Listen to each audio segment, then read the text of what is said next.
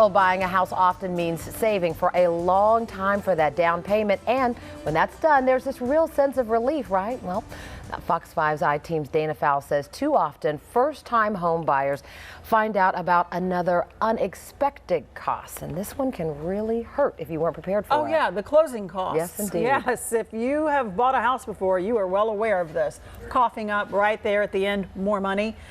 But for the first-time home buyer, it can be a pretty unpleasant surprise. Listen, let's say you're buying a $200,000 house. You can afford it, congrats, but you need a down payment, which recent analysis shows is on average 12% of the loan amount. So you've saved and you got it. But then you find out, probably from your realtor, that you're going to need a little more money. Well, actually a lot more. We talk with Ken McDaniel, who owns Mortgage Funding Group, and he reminds us of closing costs, and they are, well, costly. You're going to be asked to pay for quite a few things, ranging from tax reserves to attorney fees. Most first-time home buyers are not aware that they're going to have to pay the 12 months insurance up front, because you have to have a current homeowner's insurance policy on the date that you buy the home. Plus, you're going to have to pay 3 months extra for your escrow. They forget that they have to pay the lender's title insurance, the owner's title insurance, the taxes.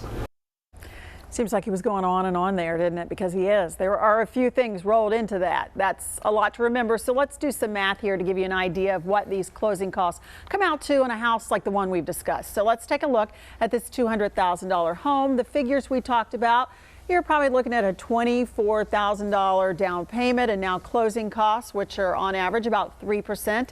That's another $6,000 for a total out of pocket of $30,000. Now, plan on saving the extra money, but when you get closer to landing on the house, got to ask your realtor about how to negotiate down the closing costs, which can include asking the seller to pay some, if not all of it. All right, so that's a big chunk of what you're going to the closing. What's the biggest fee associated with the closing cost? Ken McDaniel, again, from the Mortgage Funding Group, as you saw maybe a little bit in the piece there, that closing worksheet, well, he gave us that, and I took a look on there, and the county property tax reserves, that was the largest chunk, followed by home insurance and title insurance.